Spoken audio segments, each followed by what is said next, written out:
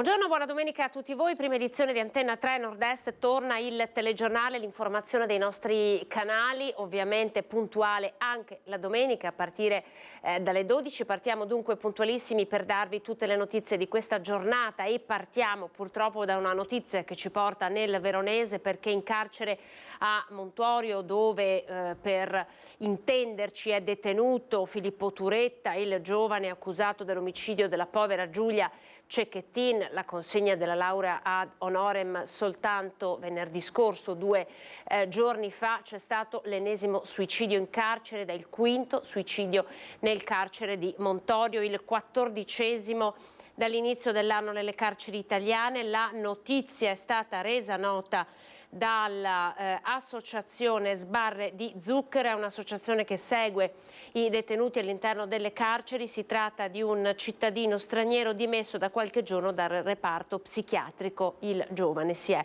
impiccato, quindi questa è la prima notizia che vi possiamo dare. La seconda notizia ci porta a Padova. Vi avevamo raccontato della rissa scoppiata al campetto da basket di Piazza De Gasperi. Ebbene, è stato emesso il DASPO, che è un provvedimento di allontanamento ad 8 ragazzi che hanno tra i 14 e i 15 anni, che sono stati coinvolti nella rissa dello scorso 20 di gennaio nella piazza di una città della città di Padova. Le notifiche sono state fatte, oltre ai ragazzi, anche alle loro famiglie dalla divisione anticrimine, in seguito alle indagini svolte anche attraverso la visione dei circuiti di videosorveglianza. La cronaca poi ci porta a Mestre. Guardate queste immagini, sono le 9:40 di questa mattina. I vigili del fuoco stanno operando in via Metauro per un albero di grandi dimensioni che è caduto sopra 2 automobili parcheggiate lungo la via. Nessuna persona è rimasta ferita. I pompieri accorsi da Mestre, anche con l'autogru, hanno verificato che non vi fossero persone coinvolte. Le squadre hanno operato per liberare la strada dall'albero, spezzatosi alla base del tronco e poi caduto sulle auto. Sul posto è arrivata anche la polizia locale. Vigili del fuoco invece in azione a Castelfranco, quindi torniamo nella Marca trevigiana all'alba di oggi. Siamo in via dell'Industria a Castelfranco Veneto, un'auto finita contro un palo spartitraffico dell'illuminazione pubblica, c'è una persona ferita. I pompieri hanno messo in sicurezza l'auto, estratto il conducente che era rimasto incastrato tra le lamiere dell'abitacolo. L'uomo è stato preso in cura dal personale sanitario del SUEM, stabilizzato e trasferito in ospedale. I carabinieri hanno deviato il traffico ed eseguito i rilievi del sinistro. La cronaca ci porta a darvi ancora una volta una notizia con cui abbiamo aperto ieri il nostro notiziario del Veneto, la storia di una mamma, una bambina nata prematura, mancata, e dopo il parto è ispirata anche la mamma. È la triste storia di Federica Ghirelli, 37 anni, ingegnera biomedica di Villa Bartolomea. Si sospetta un'infezione batterica. Vi raccontiamo quanto è accaduto.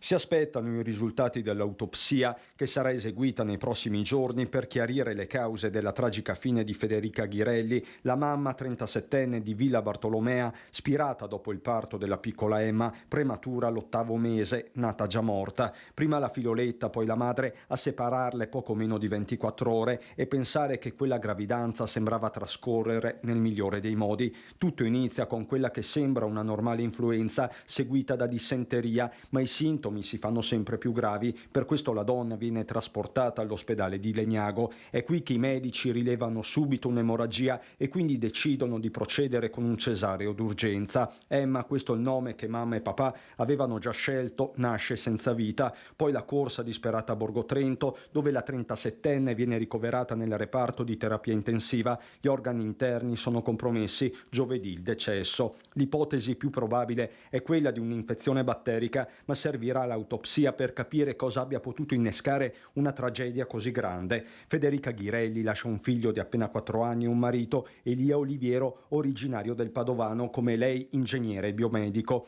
La donna lavorava per un'azienda di Badia Polesine. Sono in tanti in queste ore a non darsi pace. Tutti sapevano che Federica attendeva quella bimba con gioia. A Villa Bartolomea è il momento del dolore. Un turista veronese residente in provincia è ricoverato invece in gravi condizioni all'ospedale di Mombasa, Kenya, dopo un incidente in piscina. L'uomo è in terapia intensiva, si trovava nel paese africano per un periodo di ferie. L'incidente è avvenuto a Malindi.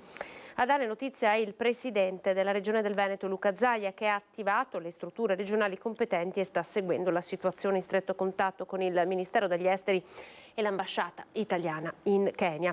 La regione ha assicurato tutto il supporto possibile per quanto di sua competenza. Il governatore ha ringraziato la nostra ambasciata a Nairobi e la Farnesina che stanno seguendo il caso fin dal momento del ricovero, anche con la valutazione delle opzioni migliori per un rimpatrio sanitario. Punta da una zanzara lo scorso ottobre, una mamma di 45 anni di Mirano, siamo nel veneziano, è morta dopo 3 mesi e la procura ha evidentemente aperto un fascicolo. Si attendono i risultati dell'autopsia sul corpo della 45enne di Mirano morta per le complicanze del virus West Nile. Lo scorso ottobre era stata punta da una zanzara sotto casa e lì è iniziato il calvario. Il virus ha provocato prima un'encefalopatia, poi una tetraplegia fino a gran parte del corpo paralizzato. A metà gennaio è stata trasferita in una RSA di Stra, nonostante per i familiari non fosse la struttura più idonea viste le condizioni, e 5 giorni dopo portata all'ospedale di Dolo, dove si è spenta. I familiari l'hanno considerata una morte sospetta, per questo è stato aperto un fascicolo in procura. L'Ulstre ha fatto sapere che a seguito del decesso lo stesso reparto in cui era ricoverata la donna aveva disposto il riscontro diagnostico.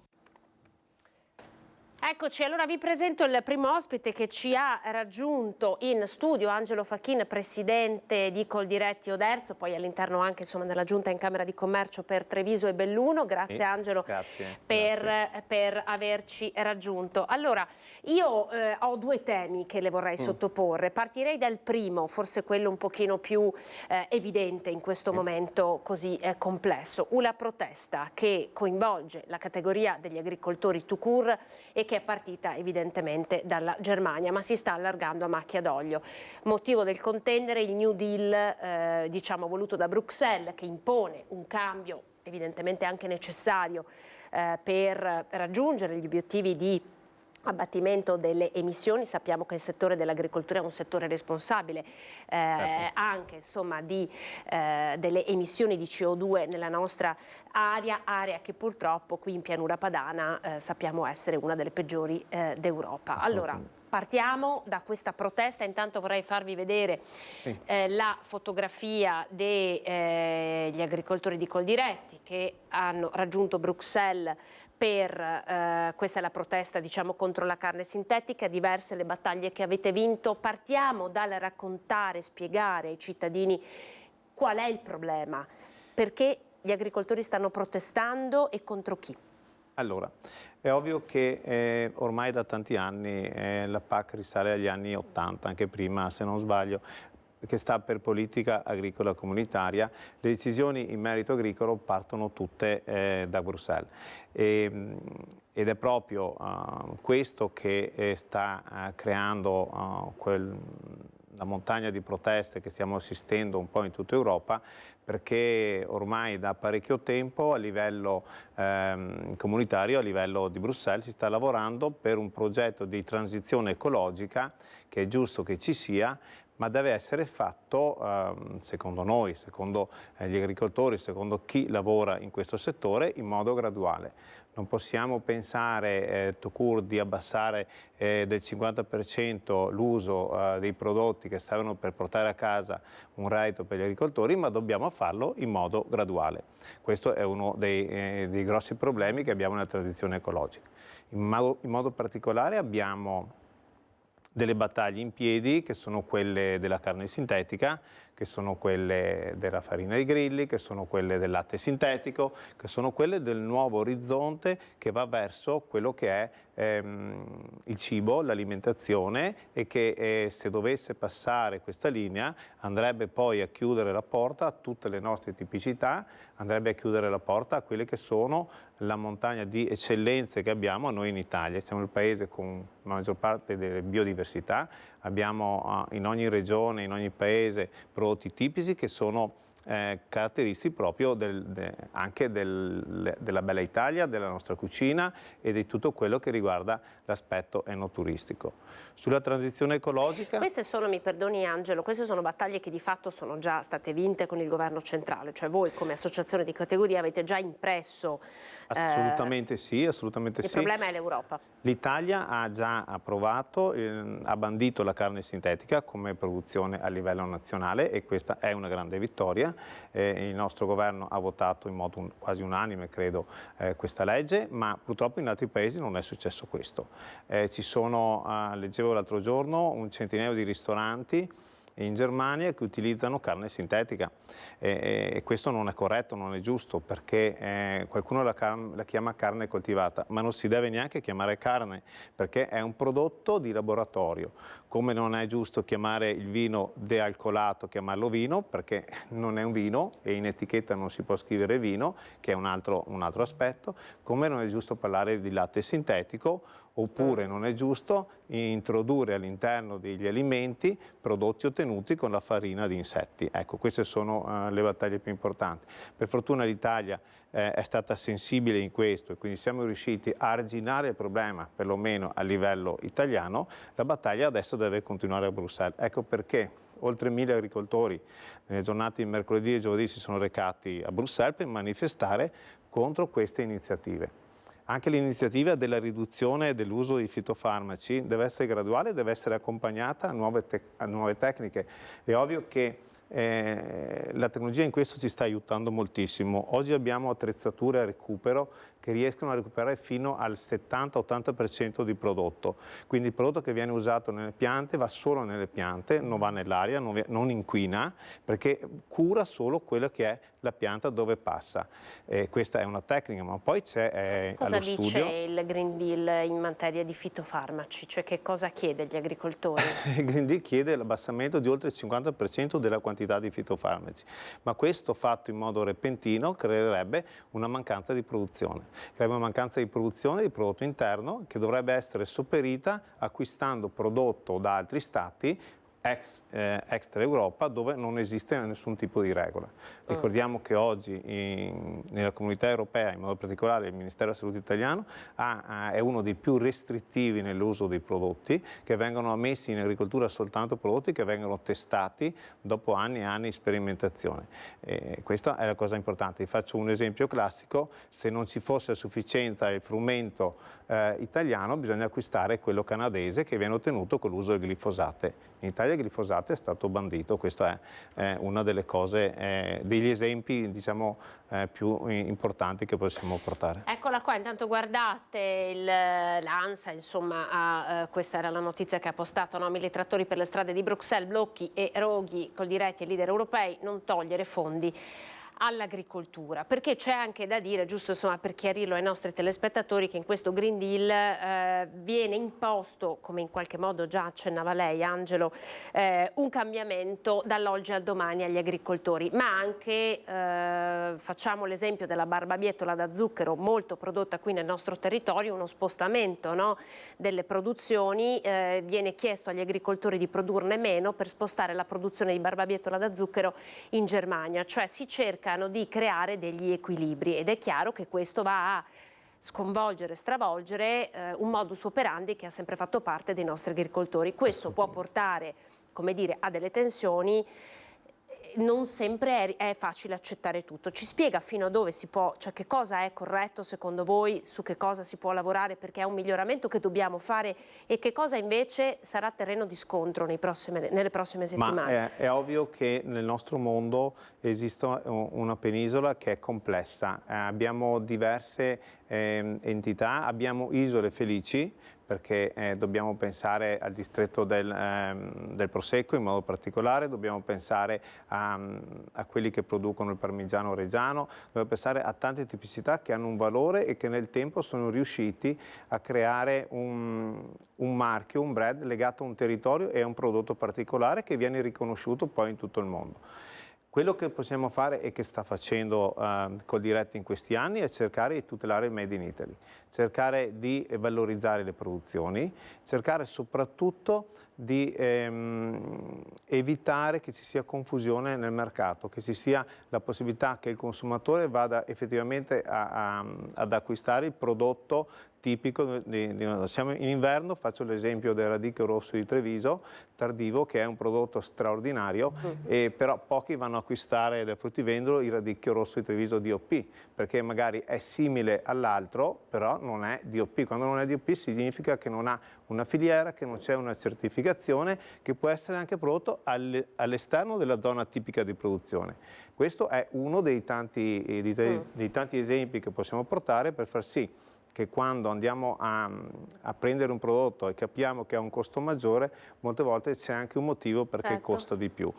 Non sempre tutto è chiaro, bisogna stare attenti, anche il consumatore purtroppo qualche volta viene un po' ingannato da certi messaggi. D'altronde la tutela del Made in Italy è una delle battaglie più grandi che sta facendo Coldiretti proprio in tutto il mondo, perché ci viene un po' imitato tutto, dalla mozzarella di bufala ai formaggi, al vino, a tantissime altre cose. Ecco, quindi abbiamo imparato a difenderci, no? Abbiamo imparato a difenderci e soprattutto dobbiamo lavorare sui progetti di filiera, perché se è vero, come è vero che le produzioni che ho accennato, queste isole felici, hanno diciamo un ottimo reddito per gli agricoltori, ci sono altre produzioni che purtroppo non danno un reddito equo agli agricoltori. Molte volte mi viene in mente la coltivazione della pera, no? Ad esempio noi abbiamo sempre meno frutteti nel nostro territorio, perché?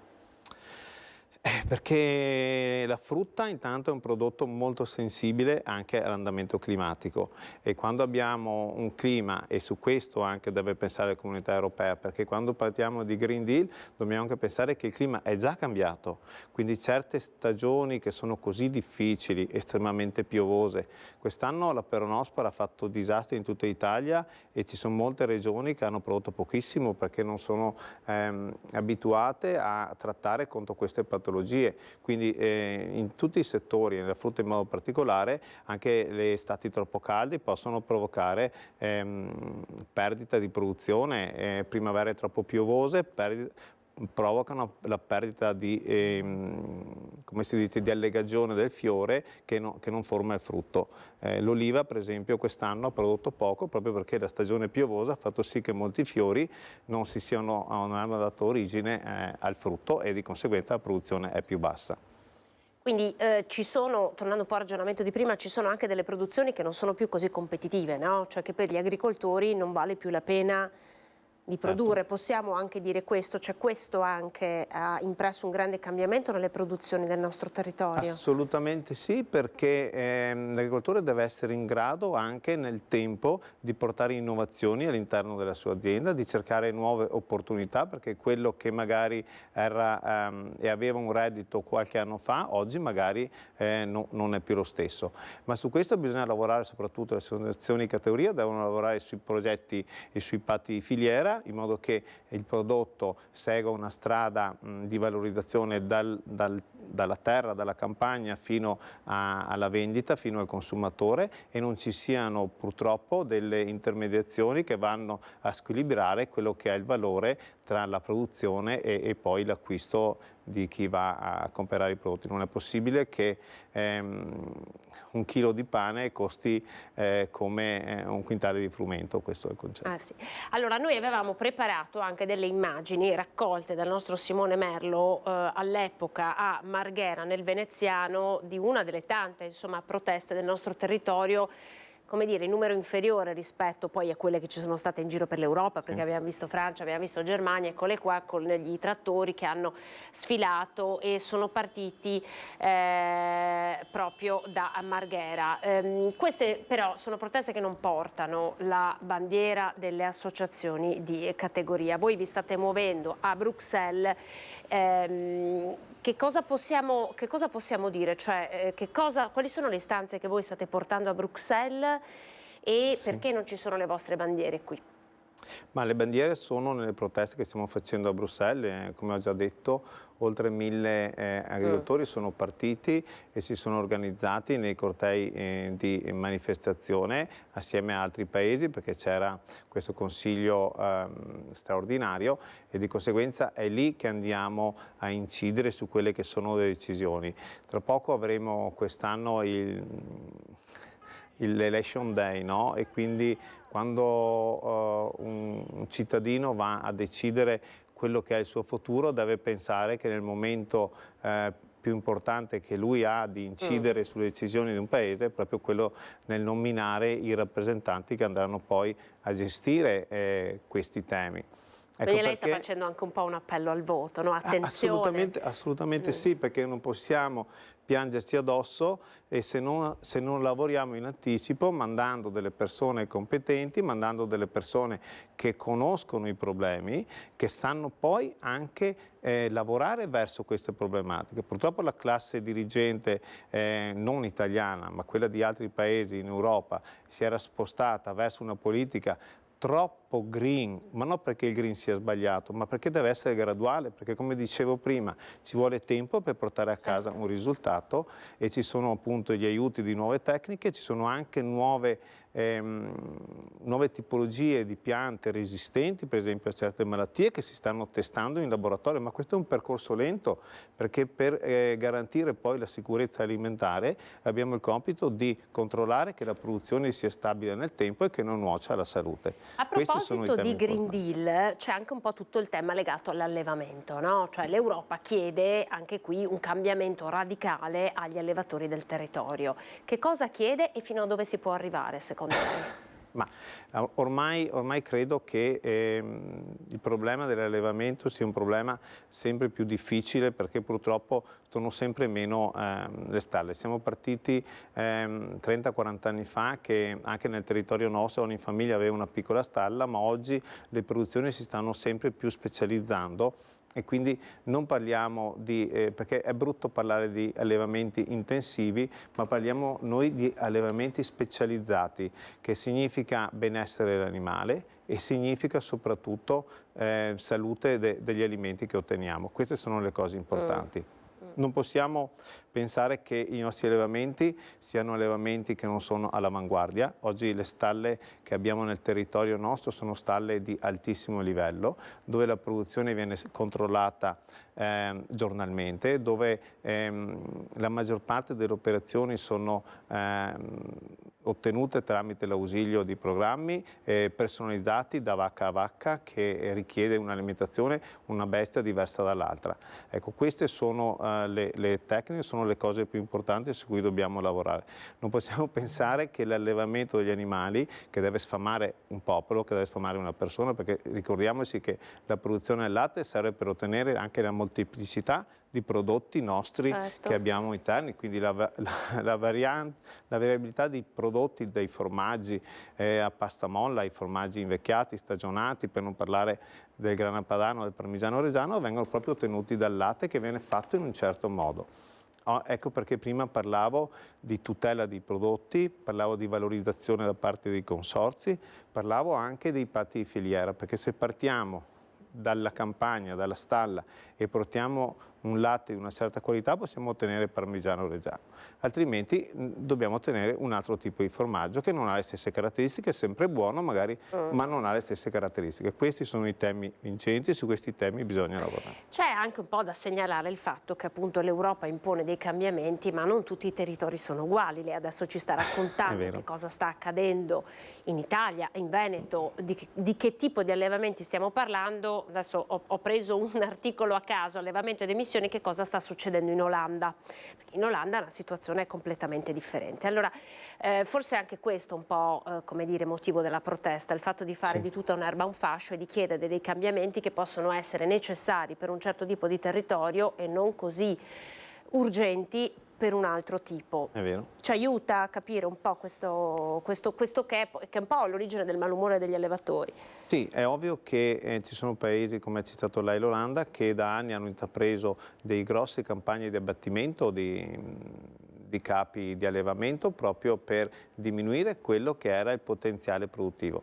Ricordiamoci che l'Olanda fino a 10-15 anni fa era il paese che aveva una stragrande produzione di latte in modo particolare, però in tutti questi paesi è partita questa campagna, diciamo, contro l'allevamento, contro la produzione di latte, contro la produzione di carne, perché ci sono purtroppo delle grosse multinazionali che hanno grandissimi interessi per la produzione della carne sintetica.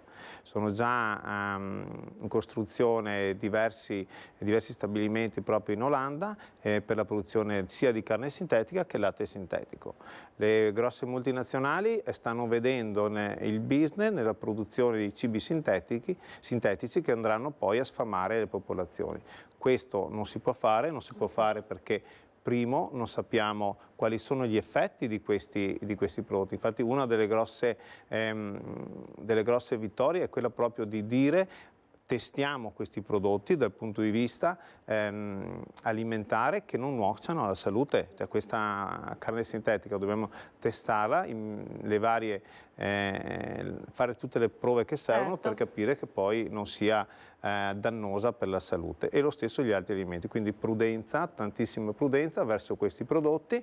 Una volta che saranno finiti i test, che saranno fatte tutte le varie verifiche, si potrà capire se è veramente una produzione, come qualcuno sostiene, che è a tutela dell'ambiente, oppure è una produzione diversa. Un ultimo passaggio sul Green Deal: le nostre produzioni di vino, dal prosecco insomma, ma non solo, sono a rischio oppure no? Ma diciamo che l'altro giorno proprio il distretto di Conegliano Valdobbiadene ha dato il patto con i sindaci proprio per un connubio tra quella che è la pubblica amministrazione e quelle che sono le aziende e i consorzio, per tutelare al massimo la salute delle persone e tutelare al massimo anche il reddito degli agricoltori. Quindi nuove regole, sempre più strette, nuovi modi per ottenere la produzione, cercando di limitare al massimo quello che è l'uso dei fitofarmaci, quello che è l'uso della chimica. Siamo tra le regioni, ma in particolare il distretto Prosecco, che sta attuando diverse tutele a questo punto di vista. Qui c'è l'impronta carbonica, l'impronta idrica, abbiamo allo studio altre idee, che sono quelle anche di ottenere dei ceppi resistenti a certe malattie. Abbiamo ormai tantissime aziende che sono in sistema qualità produzione nazionale integrata, quindi con un protocollo molto rigido condiviso con le amministrazioni comunali per la salute e il benessere soprattutto delle persone che sono residenti, e la tutela poi del prodotto finito. Abbiamo tutti i giorni riunioni su quelle che sono purtroppo i nuovi pericoli per questo mondo, perché non possiamo dimenticarci quello che dicevamo prima, che il clima cambiato porta anche a nuove problematiche, e su questo dobbiamo darci da fare. Per fortuna ci sono anche dei tavoli di lavoro a livello regionale con l'università per cercare di trovare nuove strategie verso alcune malattie. La prima di queste è la flavescenza dorata, quella di cui avevamo parlato. Senta, in ultima battuta, siccità, un po' il tema finale di questa nostra intervista. È un mese che non piove, lo sappiamo già, tra pochissimo avremo con noi anche il vice sindaco Alessandro Manera, assessore all'ambiente, perché anche Treviso è in allerta rossa, allerta arancio per la città di Padova. Insomma, lo smog è alle stelle. La siccità quali danni sta creando in questo momento alle colture? Ma diciamo che oggi come oggi non ci sono grossissimi danni. È ovvio che abbiamo visto negli anni scorsi che periodi lunghi di siccità in alcune stagioni, dove normalmente dovrebbe piovere con una certa frequenza, possono creare danni. Qui in modo particolare, se non dovesse piovere nei prossimi mesi, pensiamo alle difficoltà delle coltivazioni dei seminativi, non del mais ma del frumento, dell'orzo. Pensiamo alla difficoltà dell'aspargo, per esempio, che sta in questi periodi cominciando a risvegliarsi, quindi ha bisogno di acqua per crescere e quant'altro. Però lì dobbiamo lavorare in sinergia con i consorzi bonifica, e cercare di cantierare più opere possibili, perché purtroppo lì siamo indietro con le infrastrutture. Per trattenere l'acqua. Per trattenere l'acqua. Abbiamo capito che ci sono periodi in cui piove troppo, e quell'acqua lì non la dobbiamo perdere, dobbiamo fare in modo che rimanga una risorsa per i mesi in cui non ne abbiamo la possibilità di averla. So che il nostro presidente del consorzio Amedeo Gerolimetro sta lavorando tantissimo in questa direzione, con ANBI stanno arrivando a livello regionale e anche a livello nazionale per far sì che quei progetti che sono pronti vengano finanziati. Abbiamo assolutamente bisogno di mettere in piedi queste opere perché altrimenti potremmo andare in una situazione veramente di emergenza idrica e di non ritorno. Quindi servono quei soldi, no? Quindi state spingendo per ottenere quei soldi. Bene, grazie Angelo Facchin per essere stato con noi, Presidente Coldiretti di Oderzo. Grazie a lei abbiamo spaziato un po', ma insomma era anche giusto toccare diversi temi che stanno riguardando gli agricoltori, la politica europea e quello che oggi l'Europa chiede anche a questo settore. Andiamo in pubblicità e poi a seguire con noi in qualche modo torneremo a parlare di cambiamenti climatici e allarme smog con il vice sindaco di Treviso Alessandro Manera. Vi aspetto. Cartelli 30 all'ora.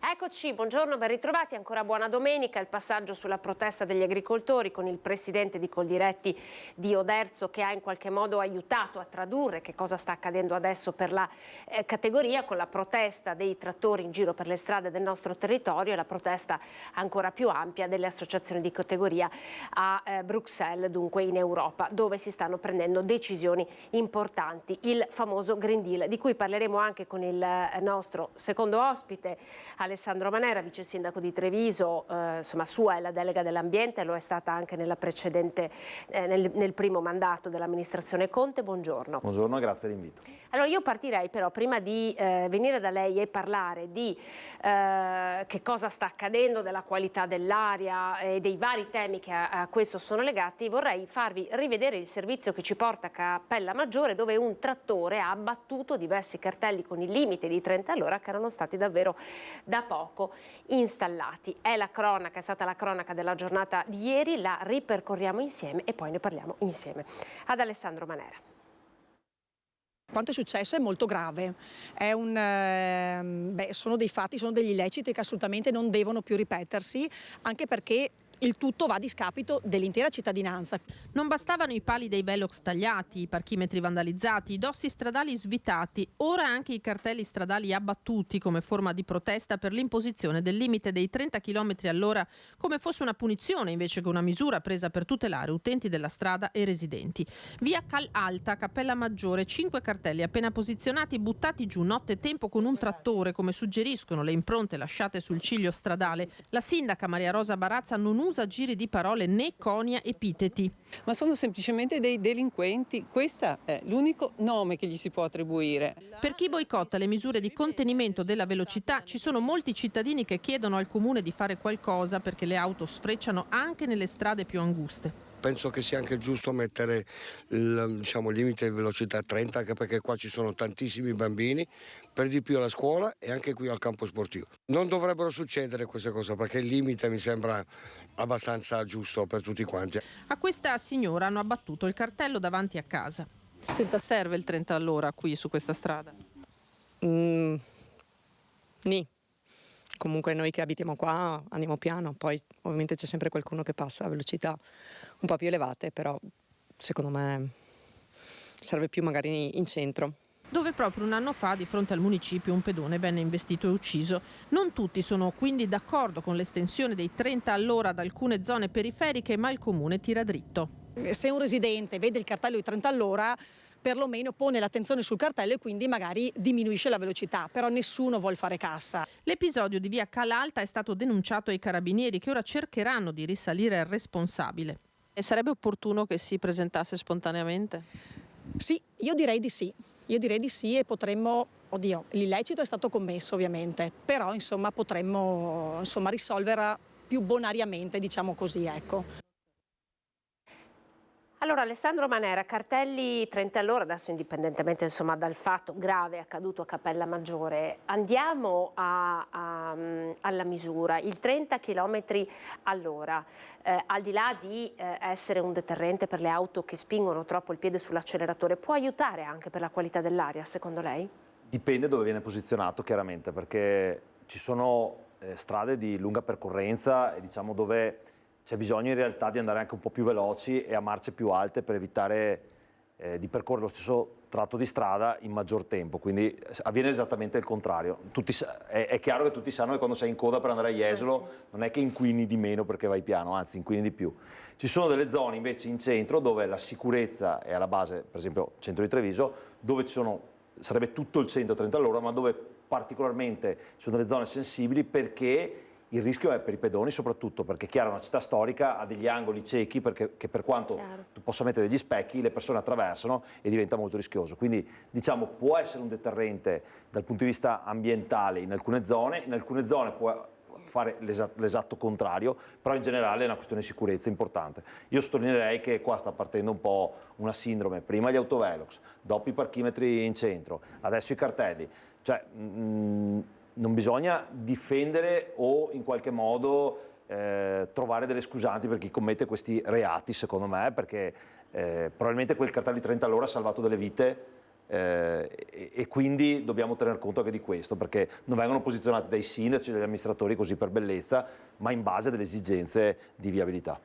Ma lei se l'aspettava, insomma lei che è anche un automobilista, se l'aspettava tutto questo sostegno che hanno avuto soggetti come Fleximan sui social e non solo, sostegno anche abbastanza gridato. Adesso non so l'atto qui del trattore che ha buttato giù i cartelli, però insomma una forma di sostegno c'è e c'è stata. Allora, se domani facciamo un sondaggio sul non pagare le tasse, cioè a nessuno piace pagare le tasse, quindi se facciamo questo tipo di sondaggio, cioè sui social esplode e avviene chiaramente una forma di protesta verso le tasse, però poi le tasse pagano anche la sanità, gli asili, cioè è chiaro quando tu dici qualcosa che è molto popolare, se domani mattina dopo fatti eclatanti noi facessimo, soprattutto rivolte ai bambini o a persone indifese, un sondaggio sulla pena di morte sui social, esploderebbe, ma poi cioè, chi amministra deve essere anche presente sul fatto che non ci si può basare su un sondaggio dei social per capire se una cosa è giusta o no. Io vorrei fare anche notare che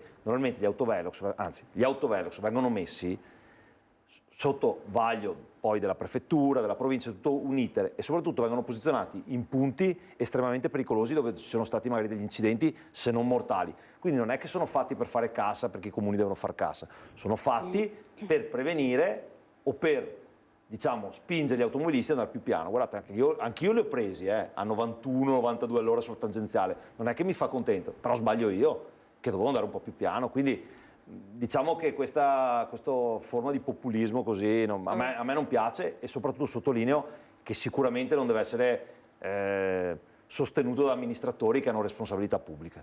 Senta, veniamo un po' alla qualità dell'aria. Siamo messi male, possiamo dirlo ancora. A Treviso non piove da diverso tempo, l'abbiamo visto anche a Padova, c'è l'allerta arancio, a Treviso lo stesso ci sono state giornate, come dire, da bollino nero, per semplificare. È preoccupato? Allora sì, preoccupato, dall'altra parte dico che le azioni che noi possiamo mettere in campo ci sono tutte, perché chiaramente dobbiamo anche capire che l'aria non ha un limite fisico-amministrativo, cioè non è che l'aria non proviene o non si sposta da Carbonera, da Ponzano, da Paese, da Villorba, cioè il bacino padano è molto più grande. Quindi l'aria si sposta su confini geografici legati normalmente ai monti o al mare, quindi quella è o al lago verso sinistra, quindi quella è la dimensione territoriale. È chiaro che dobbiamo ragionare come Paese se non come Europa da questo punto di vista, perché da una parte noi diciamo continuiamo ad andare a toccare le auto, che però naturalmente si stanno evolvendo verso degli Euro 6 diesel, quindi rischieremo di fare proporzionalmente delle restrizioni su auto che non ci sono più o che vanno a colpire fasce di popolazione molto debole, gli anziani che magari la usano anche pochissimo, quindi inizia a diventare un po' un assurdo. Forse un piano importante obbligando il cambio di caldaie in generale, soprattutto quelle a combustibili pesanti, dal punto di vista del nostro paese sarebbe una cosa importante. Il Comune l'ha fatto molto, però con le risorse del Comune siamo arrivati oltre il milione. Siamo arrivati quasi al 1 milione di euro in 4 anni e mezzo. considerando la pandemia, considerando il 110 che ha fatto la sua, però forse come paese dovremmo anche prendere questo tipo di strada. C'è da dire, teniamo conto che per quello che riguarda il PM10, Treviso non è condizionata a questo, ma diciamo l'area, anche l'agricoltura intensiva ha delle sue responsabilità e anche loro stanno lavorando molto, quindi tutti stanno lavorando, però l'ambiente, io dico sempre, fai presto a danneggiarlo, ma per riportarlo nella situazione ottimale ci vogliono anni. E poi teniamo conto di una cosa, l'ambiente tiene conto di ciò che misuri. Se noi fossimo andati a Milano negli anni 70, probabilmente i ppm sarebbero stati a 400, 450, 500, non è che è una scusante, ma non veniva misurato. Quindi da quando è misurato è in calo progressivo anno dopo anno. È che ci sono molti più sforamenti giornalieri perché tende a piovere meno e c'è poca ventosità. Questo è uno dei problemi più grandi. Quindi il tema del cambiamento climatico torna ancora con urgenza. Certo, no? è vero, è veritiero, ormai sono dati oggettivi, peraltro c'è un'altra caratteristica che preoccupa molto, è un cambiamento climatico molto veloce. Cioè tu normalmente quando parli di cambiamento climatico parli di 200, 300, 400, 500 anni addirittura, no? Noi pensiamo alle temperature che c'erano nel Medioevo in Europa, perché abbiamo i dati storici sulla temperatura sicuramente, e vediamo che in 3, 4, 500 anni, 1000 anni, come è variata. Qui abbiamo, soprattutto sulla piovosità, e sul fatto, ce lo ricordiamo, i nostri genitori si ricordano che nevicava sempre d'inverno. Cioè il Natale con la neve era una cosa, alle nostre latitudini, una cosa scontata, eri sicuro che non nevica più. Quindi abbiamo la sensazione che abbiamo un cambiamento climatico che avviene all'interno di una generazione. E questo non è mai avvenuto, per questo è molto preoccupante. Lei che ha sempre dimostrato una grande sensibilità su questo aspetto, l'abbiamo visto insomma anche noi in questi anni, con i piccoli gesti, le piccole decisioni prese dal Comune di Treviso, che cosa state facendo nei limiti insomma, di quello che può fare un'amministrazione comunale per fare la vostra parte su questo che è un cambiamento epocale ovviamente? Beh, quello di piantumare piante è un dato essenziale, perché da una parte tu vai a toccare le emissioni, quindi le auto, ripeto, che stanno cambiando naturalmente, poi con l'ibrido, l'elettrico e soprattutto col cambio caldaie, quello è l'emissione degli inquinanti, però le piante sono quello che ciò che riduce gli inquinanti. Noi abbiamo un patrimonio arboreo che è almeno il 20% più grande, il 25% più grande del momento in cui siamo partiti in ambito pubblico, però io fortunatamente vedo che questo ha condizionato anche l'andamento privato. Cioè io vedo sempre più giardini che una volta li vedevo perfetti, green, in cui mettono degli alberi. Questo è una contaminazione positiva fatta dall'amministrazione e dal territorio in generale verso i privati. Consideriamo che a Treviso, diciamo nella municipalità di Treviso, abbiamo circa tra pubblico e privato 45.000-50.000 alberi. Ed è un numero importante per la dimensione del comune, però chiaro poi non c'è più area verde su cui piantumare e noi stiamo lavorando tanto su questo. Addirittura è uscito 2 settimane fa e abbiamo fatto una delibera di giunta grazie all'assessore De Checchi per l'urbanistica, in cui molti possono tornare gratuitamente alle aree agricole se edificabili perché non vogliono utilizzarle e onestamente non ci vogliono pagare le tasse, e quindi potranno ripiantumare alberi. Tutte queste cose sono piccoli o grandi gesti che ci hanno premiato poi in Europa, certo, che però secondo me devono essere una linea di indirizzo governativa. Un piccolo esempio, e io lo dico e nessuno ne faccia polemica, però sarebbe bello che a livello di tassazione noi non pagassimo come comune il 22% di IVA su ciò che facciamo per il verde pubblico. Almeno mettetelo al 5%, questo potrebbe essere un'idea. È chiaro che nel bilancio se la ricorda la cifra che poi i soldoni che costa questo 22? Solo di IVA 800.000 euro, quindi sono 4 milioni e 2, cioè uno fa i conti.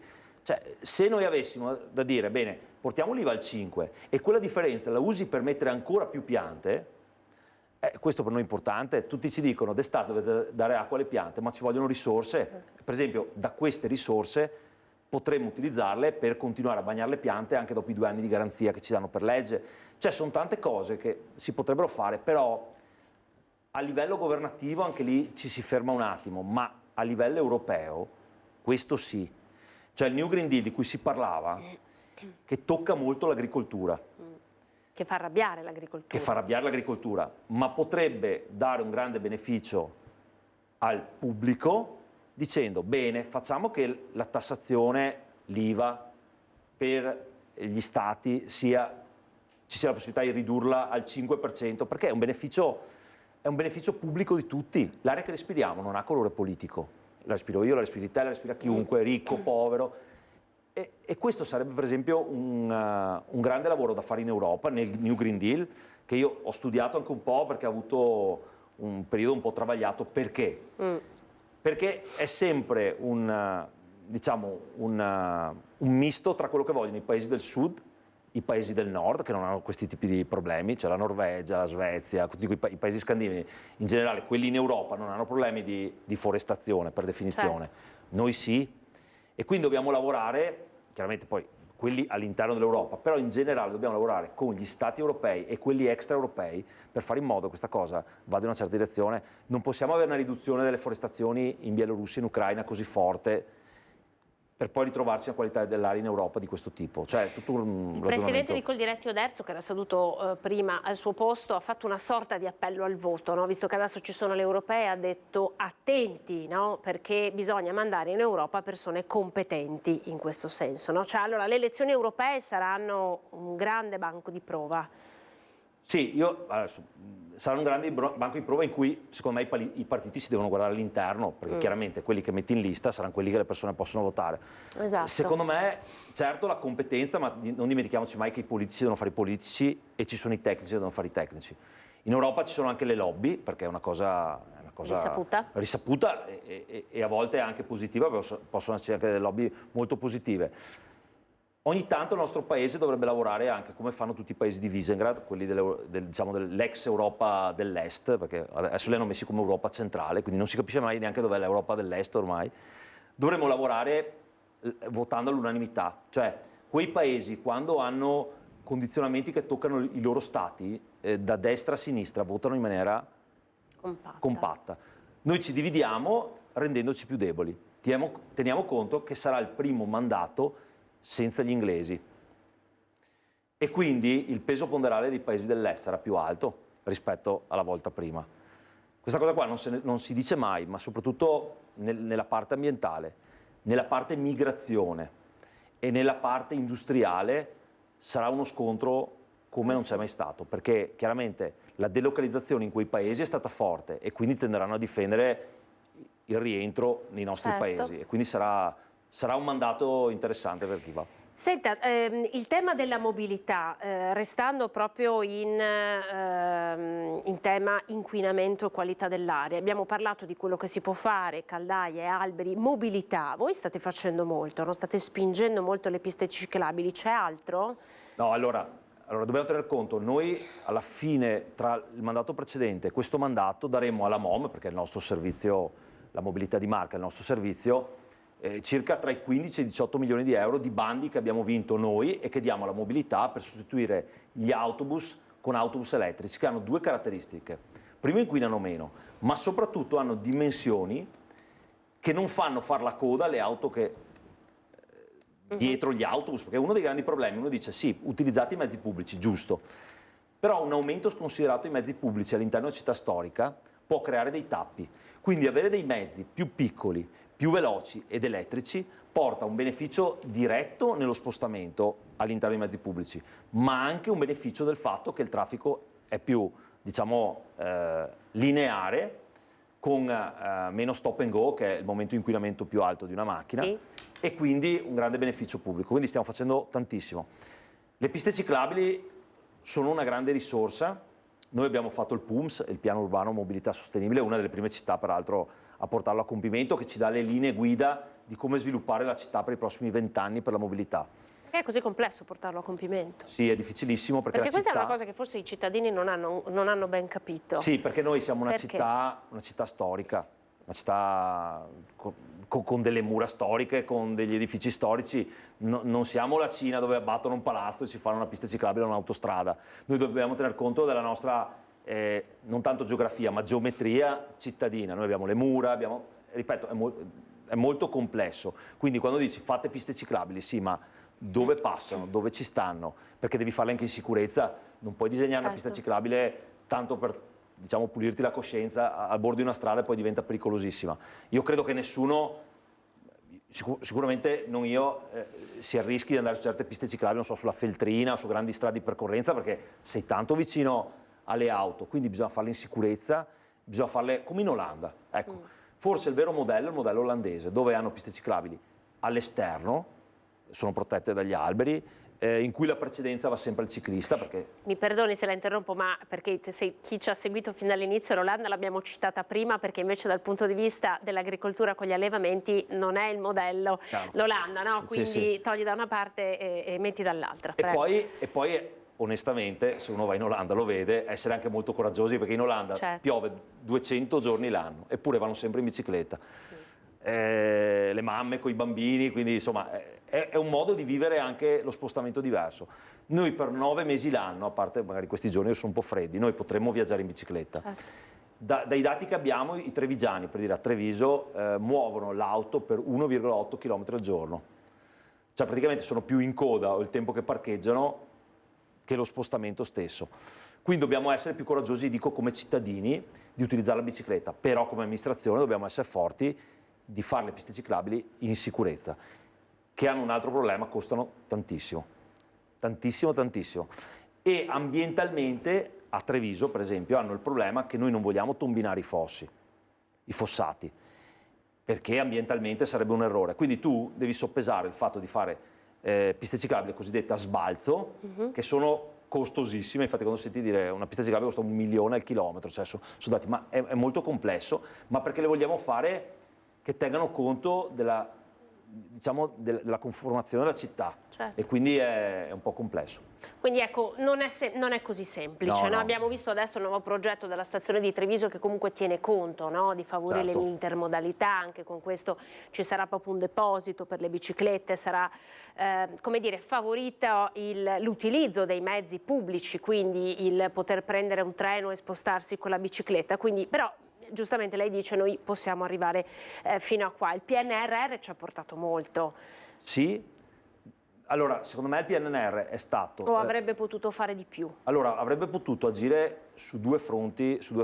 Uno lo dico chiaramente, secondo me è stato un errore dare che il 40% di tutto il valore totale sia stato dato al Sud e sull'altro 60% anche il Sud poteva partecipare alle gare sul PNRR. Secondo me è un errore, perché se tu metti tutti nelle stesse condizioni non ho capito perché il Sud doveva avere questo vantaggio iniziale, anche perché poi se tante città non porteranno a compimento le opere, quei soldi torneranno in Europa, mentre secondo me il Nord era un po' più preparato a questo punto di vista, lo dico proprio con spirito critico da questo punto di vista.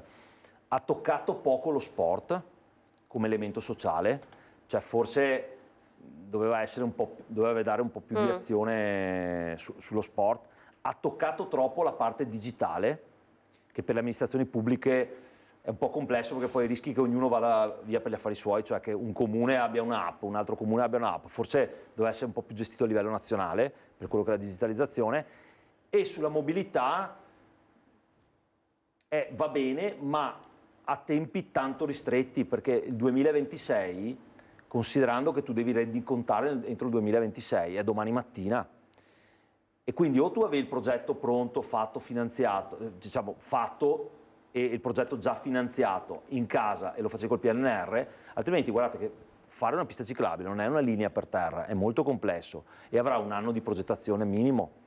Poi devi fare le gare, gli appalti, poi magari la prima azienda non rinuncia, c'è l'aumento delle materie prime, quindi gli anni passano velocemente. Ecco, forse bisogna essere un po' più coraggiosi da questo punto di vista, lasciando un po' più gap di tempo e lasciando un po' più di responsabilità all'amministrazione di scegliere anche durante le gare. Questo non è possibile perché devi andare con la logica degli appalti di un certo tipo e quindi diciamo è un po' ristretto. Allora, a proposito di coraggio, no? Poi tra l'altro mi dicono che è collegato Paolo Lucernoni, primario di pneumologia del nosocomio Vittorio Veneto. Dottore, buongiorno, la ringrazio e la saluto. Buongiorno. Eccoci, allora siamo con Alessandro Manera, stiamo parlando di qualità dell'aria e non solo, cioè di che cosa può fare un comune, e poi il tema è stato anche quello del PNRR, per come dire, fare degli interventi a favore del territorio, quindi favorire una mobilità differente piuttosto che piantumare molti alberi per come dire, catturare la CO2 che viene immessa nell'aria. Tra pochissimo verremo da lei per capire poi di fatto, no, quest'aria malsana, lo sappiamo, in pianura padana anche per la conformazione del territorio, così che effetti ha, no, sulla salute delle persone. Quindi intanto la ringrazio, tra pochissimo sono da lei. Manera, a proposito di coraggio, avete ancora degli anni davanti di amministrazione, gliene auguro altrettanti. Come assessore all'ambiente, no, in tema di ambiente, c'è un qualcosa di estremamente coraggioso a cui lei punterebbe? C'è qualche segreto nel cassetto a cui sta lavorando che ci può rivelare? Allora, no, i segreti non li Però insomma siamo tra amici. Sì, esatto. No, allora, quello che darà una svolta, soprattutto sui riscaldamenti domestici, saranno le comunità energetiche. Quello, sono usciti i decreti attuativi 2 settimane fa. Quello potrebbe avere, se gestito molto bene, potrebbe essere un cambio epocale, perché produrre l'energia finora con il fotovoltaico tu lo potevi scambiare solo sul posto. Ora cederlo a un terzo, perché chiaramente una scuola, se hai pannelli fotovoltaici, quando non c'è nessuno dentro, certo, quell'energia andava dispersa, comprata dall'Enel, bisogna dirlo, a prezzi irrisori. Se tu puoi scambiarla con qualcun altro, che possono essere, non so, l'ospedale, oppure l'ISRA, oppure adesso vedremo come le palestre, e automaticamente non la disperdi, quello fa risparmiare tantissimo dal punto di vista economico e contemporaneamente consente di non utilizzare caldaie che in questo momento devono andare per scaldare le scuole, le palestre. Quando lei dice se gestita, cosa la spaventa? Allora, perché il processo burocratico in una comunità energetica non è semplice, cioè non è va bene, ci mettiamo d'accordo, firmiamo 2 righe. Cioè è un accrocchio burocratico un po' complesso, perché è chiaro che bisogna stare attenti ai furbi. E questo è, secondo me, bisognerebbe semplificarlo un po' per quando sono solo enti pubblici e quindi sono neutri per definizione, perché non è che facciamo utile come ente pubblico, il nostro bilancio deve stare a 0 e quindi può essere un po' più semplice. Sono arrivati i decreti attuativi 2 settimane fa, ne stiamo studiando la messa a terra, come si usa dire in questo momento, però noi partiremo molto presto con questo, e la prima che verrà fatta sarà via Orsenigo, quindi il fotovoltaico verrà messo a via Orsenigo. Grazie per essere stato con noi. Grazie. Alessandro Manera, le auguro una buona domenica. Grazie anche a voi, buona giornata. E allora andiamo da Paolo Lucernoni che si è collegato. Buongiorno dottore, quanto impatta la qualità dell'aria che respiriamo sulla salute delle persone? Una domanda probabilmente più ampia di così non gliela potrei porre, ma insomma proviamo a dare qualche indicazione, così anche per ragionare su come dire, gli interventi messi in piedi dalle amministrazioni comunali, quanto poi di fatto possono essere efficaci. Indubbiamente l'impatto dell'inquinamento atmosferico sulla salute respiratoria in primis, ma non solo, è molto elevato.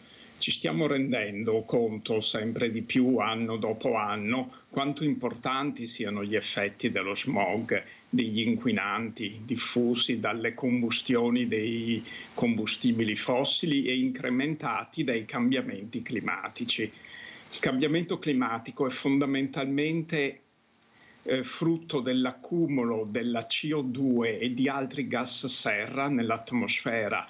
La CO2 di per sé non è un inquinante, ma modifica il clima, e la modifica del clima comporta un peggioramento degli effetti degli inquinanti, i biossidi di azoto, le polveri incombuste, le microparticolati e tutte quelle altre sostanze chimiche prodotte direttamente dalla combustione dei combustibili fossili. Abbiamo visto, gli studi epidemiologici parlano molto chiaro al riguardo, come il peggioramento della qualità della salute delle persone affette da malattie respiratorie per esempio condizionate dal fumo, la broncopneumopatia cronica ostruttiva in primis. Questo peggioramento si ha proprio effetto dell'esposizione a un inquinamento atmosferico. Inquinamento atmosferico, attenzione, che non rende l'effetto per esempio del fumo di tabacco insignificante, tutt'altro, ma che si viene a sommare a questo inquinamento voluttuario che è legato al fumo, che non va mai dimenticato come causa di un gran numero di patologie. Tornando però all'inquinamento atmosferico, abbiamo visto che non è solo la salute respiratoria che ne viene compromessa, ma per esempio ci sono dei dati epidemiologici che correlano l'aumento dell'inquinamento con, per esempio, con l'aumento delle malattie neurodegenerative. Malattie che fino a pochi decenni fa quasi non vedevamo e che ora sono diventate invece purtroppo abbastanza frequenti. Sì, prego, l'ascoltiamo con Sì. grande interesse. Come è stata trovata questa correlazione, dottore? Sono correlazioni statistico-epidemiologiche finora, perché una correlazione diretta causa-effetto non è stata ancora dimostrata, al di là delle cose più semplici, quale per esempio l'aumento delle riacutizzazioni di broncopneumopatia cronico ostruttiva nei momenti in cui l'inquinamento aumenta repentinamente, per esempio per circostanze accidentali, che so, un danno in un'azienda, una particolare congiuntura atmosferica. Abbiamo visto anche molto importante anche l'aumento, per esempio, dei casi di asma nei bambini. E questo anche nella mia vita ospedaliera, ormai io da 4 decenni e passa lavoro in ospedale, ho visto come siano molto aumentati i casi di asma nei bambini al giorno d'oggi, anni 20 del XXI secolo, rispetto per esempio agli anni 80 del secolo scorso. Prego. A proposito di bambini, dottore, lo scorso anno uscimmo con una serie di servizi al telegiornale perché, ad esempio, mi viene in mente dal sindaco di Treviso, arrivò una lettera inviata alle scuole in cui si consigliava, il periodo era più o meno questo, le polveri sottili erano alle stelle, non pioveva ormai da diverse settimane e si consigliava di valutare, insomma, se il momento della ricreazione, quindi l'unico momento in cui i ragazzi, insomma, sono in cortile, respirano l'aria di fuori, l'aria dall'esterno, di non mandarli fuori, cioè piuttosto di prevedere altre forme per fargli passare alla ricreazione, quindi sostanzialmente di tenerli dentro, di tenerli al chiuso. Ecco, dal suo punto di vista poteva avere un senso, proprio per restare in tema di bambini, una nota di questo tipo, un accorgimento di questo tipo, quindi come dire, tenere più chiusi in casa i bambini nei giorni in cui l'inquinamento, l'allerta è rossa nelle città? Ma tutti sappiamo quanto difficile è tenere i bambini chiusi e io personalmente non sono molto favorevole a questo tipo di provvedimenti, a meno che essi non siano assolutamente eccezionali e legati a cause proprio prevalenti ed evidenti, perché purtroppo l'universo in cui viviamo è questo, cioè noi viviamo in Val Padana, che è una zona altamente inquinata, quindi provvedimenti restrittivi di questo tipo, se non proprio motivati da un evento acuto, che so, c'è stata una fuga di un gas tossico da un'azienda in un tal punto che ha coinvolto il peggioramento della qualità dell'aria in determinati quartieri, ma a parte eventi acutissimi di questo tipo, io non sono favorevole a questo tipo di provvedimenti che temo che siano addirittura controproducenti. Non dimentichiamo, tra l'altro, il problema dell'inquinamento indoor, cioè dell'inquinamento dell'area dei microambienti confinati, che certe volte è anch'esso fonte di problemi seri. Questo è un argomento altamente specialistico, comunque assolutamente noto agli addetti ai lavori. Tra gli altri argomenti di discussione in questo periodo c'è anche quello di imporre il limite dei 30 all'ora, comunque di ragionare, no, sul traffico veicolare. Cosa ne pensa lei, dottore? A parte l'effetto dimostrato della riduzione dell'incidentalità stradale, ed questa è una cosa che è stata dimostrata anche nei primi giorni, mi viene in mente il caso di Bologna, è più controverso l'effetto sulla riduzione della produzione di inquinanti e non tutti sono d'accordo sul fatto che la riduzione di velocità comporti necessariamente un effetto favorevole in tal senso e non ho quindi ancora neanche io non sono un addetto ai lavori di questo tipo di cose, non ho maturato ancora un'opinione. Ritengo però molto importante prendere in considerazione anche questi aspetti quando si discute, per esempio, sull'opportunità di introdurre o meno provvedimenti di questo tipo nella maggioranza delle nostre città. Per parlare della salute dei nostri polmoni, dottore, vorrei tornare a fare un passaggio anche sul long Covid. Noi ci eravamo sentiti in periodo Covid con lei ci aveva raccontato, monitorato, abbiamo insieme affrontato il tema del long Covid. Ha ancora senso oggi? Il Covid esiste ancora, parlare di long Covid, che cosa vede lei nelle corsie degli ospedali? Allora, grazie al cielo l'epidemia Covid-19 è di fatto finita. Non è però finita l'infezione da Covid-19 che continua a colpire il genere umano, continuiamo quindi a vederla, ma si caratterizza ora clinicamente in maniera molto diversa da come si caratterizzava negli anni che sono andati per noi, soprattutto dal 2020 all'inizio del 2022. Il long Covid è quel complesso di sintomi che manifestavano alcune persone una volta guarite dalla fase acuta del Covid-19 e abbiamo imparato a conoscerlo in questi anni come prevalente soprattutto in coloro che erano andati incontro alle forme più gravi di Covid-19. Da ciò ne deriva che al giorno d'oggi non lo dovremmo vedere quasi più, in quanto forme gravi di Covid-19 non le abbiamo praticamente più, se non negli immunodepressi o nei soggetti affetti, per esempio, da neoplasie del sistema emolinfoproliferativo, persone quindi che hanno ben diversi e numerosi problemi. Indubbiamente vediamo ancora degli esiti a distanza del Covid grave, quindi se vogliamo per certi versi anche costoro possiamo considerarli ancora espressione di un long Covid. Per esempio mi riferisco a danni strutturali dell'apparato respiratorio conseguenti a gravissime polmoniti interstiziali degli anni 2020-2021, ma la vera e propria sindrome del long Covid con quel complesso di sintomi polimorfo è caratterizzato essenzialmente da questa incapacità di raggiungere lo stesso livello prestazionale fisico di prima della malattia.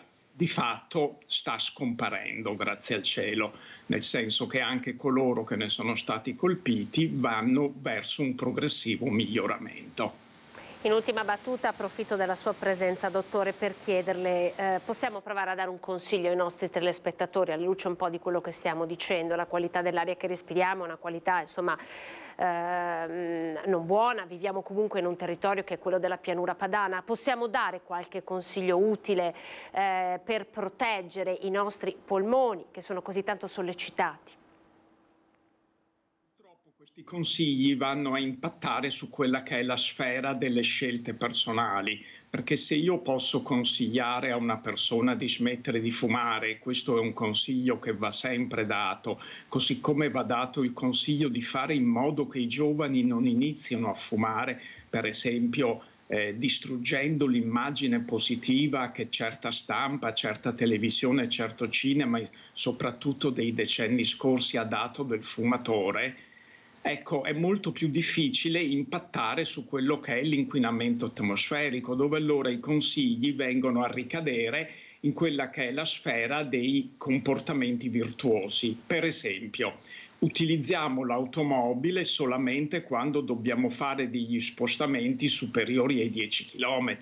Cerchiamo altrimenti di utilizzare mezzi alternativi. Cerchiamo di agire anche come cittadinanza per il potenziamento della mobilità pubblica, quindi mezzi pubblici il più possibile.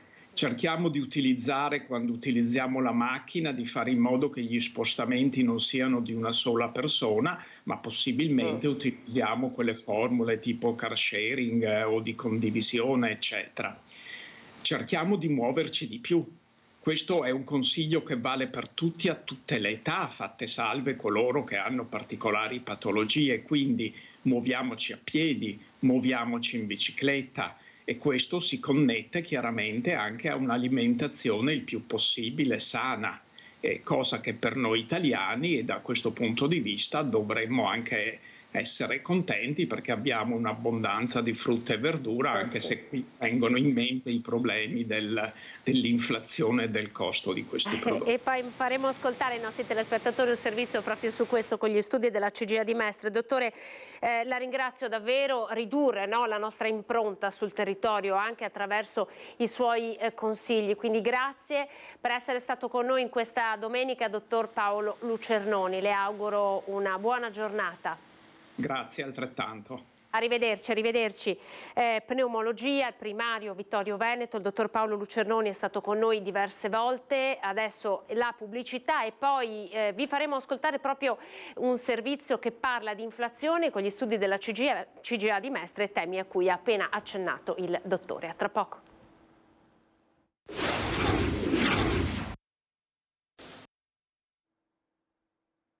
Prima edizione, buongiorno, ben ritrovati. Siamo partiti questa edizione del nostro telegiornale con una nuova notizia che ci porta al carcere di Montorio a Verona, dove si è tolta la vita il quinto ragazzo nelle ultime settimane, il 14° suicidio in Italia all'interno di un carcere. Stiamo parlando del carcere in cui è detenuto Filippo Turetta, accusato di aver barbaramente ucciso Giulia Cecchettin. Poi la notizia del Daspo per 8 minori che si sono resi responsabili di una rissa in Piazza dei Gasperi a Padova e l'incidente a Castelfranco Veneto di questa mattina all'alba con un giovane rimasto incastrato nell'auto finito contro un palo dell'illuminazione. Fortunatamente le sue condizioni non sono gravi. C'è la notizia dell'inflazione, lo studio è quello della CGIA di Mestre, il boom dell'inflazione ha costretto le famiglie venete a spendere 3.500 euro in più all'anno. Vediamo. Tutti i giorni si vede qualche aumento in più. Lo stipendio è sempre lo stesso e si paga tutto un po' di più. Si fanno delle rinunce. Il post-pandemia, la guerra in Ucraina e i cambiamenti climatici tra il 2021 e il 2023, l'aumento dell'inflazione più 14,5% ha costretto la famiglia media veneta a spendere in questi ultimi 2 anni 3.500 euro in più. È l'ufficio studi della CGIA di Mestre a fare il punto sull'inarrestabile crescita del costo della vita e sulle sue conseguenze. Se nel 2021 una famiglia spendeva in un anno 23.529 euro, nel 2023 ha dovuto tirar fuori di tasca quasi 27.000 euro. Zucchero più 61%, riso più 48%, olio più 45%, bollette della luce a più 93%, più 62% il gas e poi i trasporti, più 106% il costo dei biglietti aerei internazionali. Una perdita di potere economico tale non si verificava da fine anni 90. Ma le ricadute negative hanno interessato anche i piccoli negozi di vicinato, che a differenza della grande distribuzione hanno subito la contrazione delle vendite più preoccupante. Con il risultato che nei centri storici e nelle periferie aumenta il numero di attività chiuse definitivamente. Quanto alle famiglie sono state quelle più fragili a patire le conseguenze più pesanti. Le famiglie dove tirano fuori i soldi in più che servono? Ma io penso che chi non ha la disponibilità è costretto a indebitarsi in qualche modo, cioè non ci sono alternative, o si farà aiutare se a qualcuno, ad esempio i giovani, dalle famiglie, piuttosto che ci sono anche molti pensionati da quello che si sa che aiutano i figli. Quest'estate ho fatto la stagione estiva a Jesolo, uno stipendio metà andava via per la spesa, spesso vado al mercato, però è vero, nei supermercati tanto è aumentato il prezzo. Gli stipendi restano, non sono adeguati e la vita costa caro, mai tutto, e si cerca di risparmiare, però si fanno delle scelte e l'inflazione corre. Gli stipendi invece vengono abbassati e tartassati di tasse, quindi però bisogna tirare fuori lo stesso sti soldi in più da pagare. Bisogna lavorare di più e non lasciarsi abbattere da questa situazione, ad essere più forti. Poi c'è il tema della giustizia con il quinto suicidio in carcere in Veneto negli ultimi 3 mesi e guarda caso il ministro Nordio, che è tornato nel suo Veneto nella giornata di ieri, era a Venezia. Vi facciamo ascoltare che cosa ha detto. Stilare una lista dei reati che si vorrebbe venissero depenalizzati in illeciti amministrativi per non intasare la macchina della giustizia. la richiesta da Venezia del ministro della giustizia Nordio agli avvocati triveneti. Perché questo è un mantra che si ripete, cioè siamo in un regime di panpenalizzazione, bisogna depenalizzare, benissimo, diteci quali siano secondo voi i reati da declassare, perché quando ci abbiamo provato noi, io ci ho provato 20 anni fa quando presiedevo la commissione per la riforma del codice penale, come tocchi un reato bagatellare qualcuno si solleva. Così il ministro dà rialto evidenziando come esempio proprio la peculiarità del luogo, visto il mercato del pesce a 2 passi dal tribunale. Ho persino sollevato il problema che qui sotto si finiva in tribunale per la vendita di sogliole sottodimensionate e però qualcuno ha cominciato a dire che anche quello è una cosa importante perché è una specie di truffa commerciale. E allora mi facciano un elenco e poi lo prenderemo in considerazione. Quindi, ad una settimana dall'inaugurazione dell'anno giudiziario, la risposta allo sfogo del presidente della Corte d'Appello di Venezia sulla mancanza di risorse. Guardi, le risorse, noi abbiamo proprio adesso parlato proprio col presidente Citerio a margine. Se tu non fai l'analisi comparativa tra il budget che hai e il target che ti proponi, alla fine mandi in Russia i soldati con le scarpe di cartone perché dici ai giudici, a cominciare, fate con quello che avete e arrangiatevi, e questo non è ragionevole, ma anche su questo cerchiamo di lavorare. Utilizzare le caserme dismesse per contrastare e alleviare il sovraffollamento carcerario, dando lavoro agli stessi detenuti per il riattamento, così sempre il ministro Nordio. Tutto questo si può fare in tempi ragionevolmente brevi, con un comodato gratuito che ci venga dato dal Ministero della Difesa. Infine, la risposta alla richiesta del sindaco Brugnaro, con cui da anni chiede vengano dati maggiori poteri penali per il giudice di pace di Venezia. Questi sono argomenti estremamente complessi, quando si tocca il diritto penale si cammina sul ghiaccio sottile. Molto più importante sarebbe rivedere, come è stato detto anche oggi, una depenalizzazione che declassi al rango di illeciti amministrativi quelli che sono i reati bagatellari. C'è un altro tema di cui vi stiamo parlando ormai da diverso tempo, quello delle baby gang più o meno strutturate, e diamo voce oggi alla diocesi con un progetto che si chiama Mi illumino d'impegno. 150 giovani trascorreranno un weekend presso le associazioni di volontariato del territorio. Non lo so, senti, baby gang, potremmo dire che è una possibilità. Credo che i ragazzi non siano diversi da quelli, è che forse hanno trovato qualcuno, qualche strada, qualche sentiero sul quale incamminarsi che è diverso. Sarebbe bello se anche quelli, ecco, che in fondo sono tutti nostri, delle nostre comunità, avessero queste opportunità. Perché le opportunità ci sono, ribadisce Don Paolo Slompo, nei mesi in cui spesso si parla di giovani in chiave negativa. Una di queste si chiama Mi illumino d'impegno, un weekend di servizio e formazione dedicato ai ragazzi delle superiori tra il 9 e l'11 febbraio. Questi ragazzi, allora, il venerdì sera, dopo aver fatto un momento di formazione, dormiranno qui nei locali del Duomo e poi partiranno verso le strutture in cui sono ospitate situazioni di fragilità, dall'anziani a ex tossicodipendenti, case in cui ci sono dei minori, psichiatrici, disabilità. Il loro servizio sarà semplicemente di star loro accanto. Ecco, non hanno competenze professionali, ma in questo passaggio di umanità, ecco, potranno crescere gli uni con gli altri. Mai come in questa edizione i giovani hanno risposto in massa, oltre 150, tanto che le iscrizioni a un certo punto sono state chiuse. Tra le associazioni che apriranno le loro porte anche la Caritas. Perché l'incontro è solo l'incontro che fa superare gli stereotipi, i pregiudizi, non solo con i migranti, ma anche con i disabili, ma anche con tutti coloro che riportiamo diversi dalla nostra realtà. E la realtà dei giovani richiede coinvolgimento e ascolto, non solo. Sospendere il giudizio è una cosa buona, il che non vuol dire che va tutto bene, va tutto comunque, eccetera, ma sospendere il giudizio è importante per cercare prima di tutto un incontro e poi di capire un po' meglio chi abbiamo davanti. La conclusione sarà domenica con la messa in Duomo col Vescovo. E anche quello è un momento in cui si dà una cornice particolare a un'occasione di servizio e di incontro. Do il benvenuto alla prossima ospite che ci ha raggiunto, Paola Baiguera, Admo Veneto, consigliera per ADMO Padova. Grazie Paola per essere con noi. Buongiorno e ben ritrovata. Buongiorno, grazie a voi dell'opportunità di ritrovarsi a parlare con tutti i vostri telespettatori.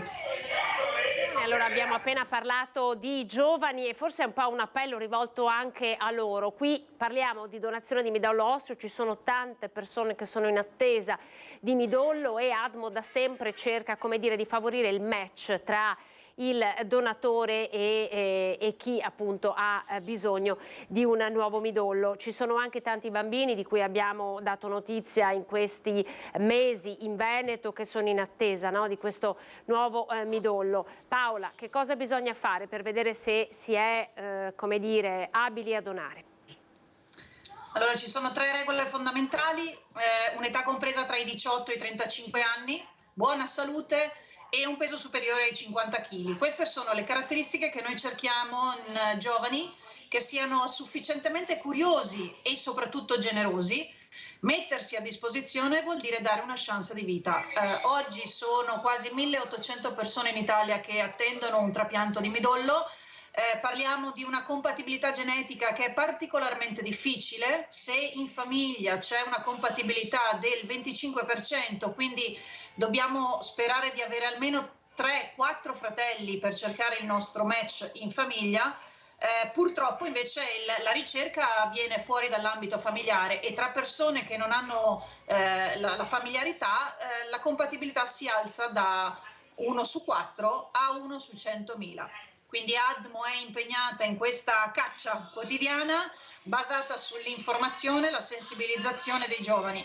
E mi permettete di ringraziare tutti i donatori che nel 2023 hanno permesso al Veneto di diventare una regione veramente virtuosa e da record, perché in Veneto, grazie a tutte le province che si sono spese nell'attività di sensibilizzazione, si sono iscritte oltre 5.000 persone, quindi oltre 5.000 giovani hanno deciso di mettersi a disposizione e in Veneto nel 2023 ci sono state ben 107 donazioni effettive, quindi per 107 volte quel match è stato trovato e quella vita è stata salvata. Quindi grazie ai donatori, sappiamo che ci sono veramente tante persone generose, ma la nostra caccia va avanti, non ci possiamo fermare, perché se la malattia non si ferma, neanche ADMO può fermarsi. Grazie Paola intanto per averci dato questi dati che sono assolutamente confortanti. Ricordiamo, è un prelievo di sangue, una volta che venga trovata la compatibilità, insomma non c'è nulla di pericoloso, non c'è nulla di doloroso. Raccontiamo un po' questa cosa a chi ancora insomma ha dei dubbi. Assolutamente, ricordiamo intanto che il midollo osseo non è il midollo spinale, stiamo parlando proprio di cellule, sono le cellule che producono il nostro sangue, quindi è un tessuto liquido che viene facilmente prelevato. In realtà gli step sono 2, mettersi a disposizione per cercare la compatibilità genetica si fa o con un prelievo di sangue o con un prelievo di saliva, perché oggi tutti gli eventi outdoor che stiamo organizzando, domani ad esempio saremo a Feltre all'università, vengono svolti con i kit salivari, quindi è un autoprelievo di saliva, un gesto estremamente semplice ma dal grandissimo valore. Qualora si venga trovati compatibili, quindi entra in gioco quella che è vera la professionalità ospedaliera, veniamo messi in contatto quindi con la realtà di quello che è il dono. Si può procedere in 2 metodi e oggi 9 trapianti su 10 avvengono con il sangue periferico, quindi esattamente come una donazione di plasma. Il donatore è sveglio, è ovviamente seguito dall'ottimo personale ospedaliero, perché permettetemi di dire che se il Veneto è stato virtuoso e generoso, dietro ci sono tutti i medici, gli operatori sanitari che seguono ogni donatore e ogni donazione. E il tutto veramente si svolge in un apparato estremamente sicuro, dura dalle 2 alle 3 ore e il donatore, quando ha terminato, esattamente come avviene durante le donazioni di sangue, con le sue gambe va a casa. I nostri donatori acquisiscono sempre, non perdono mai nulla, ma anzi acquisiscono un entusiasmo e una gioia grandissima nel continuare a raccontare che è stato un gesto straordinariamente banale, ma ripetiamo dal valore enorme, perché questa sacca di cellule, che assomiglia moltissimo a una sacca di sangue, viene portata grazie al nucleo operativo della Protezione Civile a destinazione nessuno sa chi sia il ricevente se non, ripeto, i medici, ma comunque è un viaggio della speranza e della vita, quindi è veramente un meccanismo straordinario. Grazie Paola, ci ricorda i contatti ADMO, insomma se qualcuno volesse unirsi al vostro esercito buono in questa campagna di sensibilizzazione, perché immagino che cerchiate anche volontari. Assolutamente, admoveneto.it, quindi c'è il nostro sito, siamo sui social sia su Instagram che Facebook, seguiteci, aiutateci, dateci tante belle idee e mi permetto anche di ricordare che tra un mese saremo di nuovo in piazza con la nostra campagna di autofinanziamento che ci permette di acquistare i kit per poi fare gli eventi in piazza, quindi seguiteci perché dal 9 al 10 marzo saremo in tutte le piazze del Veneto con le colombe, la campagna Una colomba per la vita che da oltre 30 anni ci permette di spenderci per il dono. Grazie veramente a tutti, grazie a Antenna 3 di questa bellissima finestra ogni volta. Grazie Paola Baiguera, buon lavoro a tutti voi, davvero complimenti per quello che fate. Arrivederci Paola.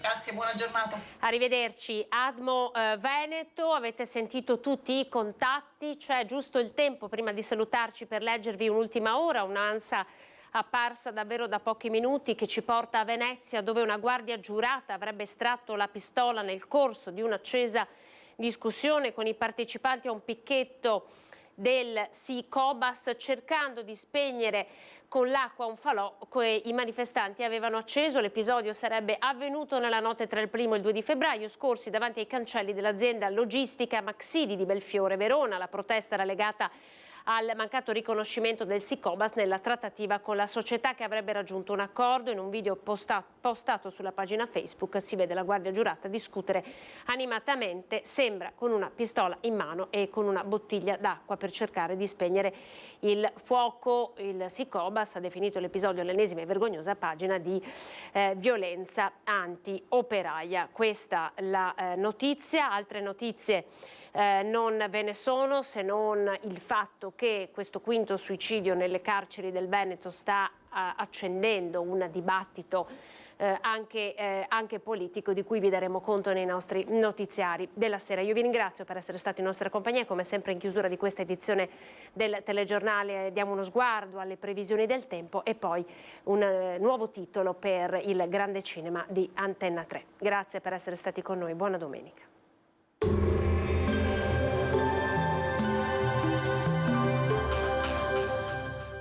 Tremonti, impianti professionali per saldatura e taglio, riparazioni, taratura e calibrazione impianti a Montebelluna. Bentrovati al meteo. L'alta pressione protegge l'Italia, il tempo si manterrà dunque stabile. Il dettaglio di domenica 4 febbraio. Sul Veneto sarà asciutto ma con il fastidio di nebbie mattutine, anche estese e solo in parziale diradamento durante il giorno, in nuova intensificazione dopo il tramonto. Non sono escluse locali schiarite. Temperature in lieve aumento, minime tra 0 e 2 gradi, massime tra 6 e 10 gradi all'incirca. Ci spostiamo ora sul Friuli Venezia Giulia. Sarà decisamente più soleggiato con cielo in genere poco nuvoloso, ma anche in questo caso su pianura e costa avremo le consuete nebbie, specie durante le ore notturne. Temperature minime tra 1 e 3 gradi, massime sugli 8-11 gradi. Infine diamo uno sguardo alla situazione del Trentino Alto Adige. Prevarrà il sole con della nuvolosità alta. Temperature minime tra 1 e 8 gradi, massime sui 14-15 gradi all'incirca. Dal meteo è tutto, vi auguro un buon proseguimento in nostra compagnia.